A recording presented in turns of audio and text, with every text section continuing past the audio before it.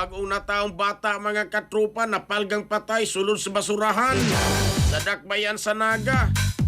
Detalye sa report sa Aeronato kini pinagi sa pagpamati ni katrupang June Katur. Live report.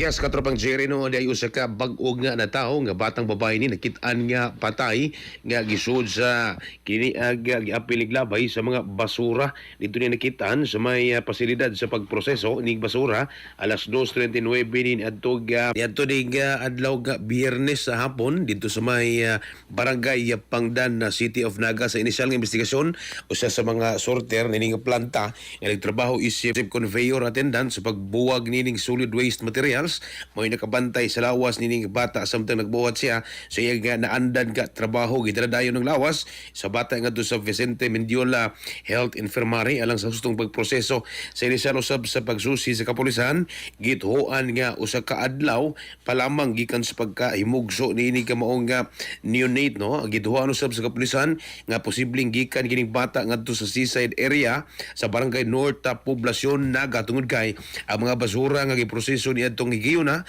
gikan sa maong lugar samtang ang mga personnel sa CSWD uban usab sa kapulisan nagpahigayon kining mubo nga funeral service alang sa neonate dito sa St. Francis Funeral Homes o gikatakdang ilubong gini nga bata nga sa Naalad Public Cemetery sa sunod nga adlaw. Balayon ng investigasyon usab sa kapulisan agron usab mailhan ang inahan niini nga baong nga pating lawas sa bata. Mga katropa, yung kalimot pagtumarog sa Santon Vitamin C ang alkaline nga vitamin C alang sa naghiusang Pilipino para sa Pilipinas sa inyong katropa June 14 XFM News. XFM report.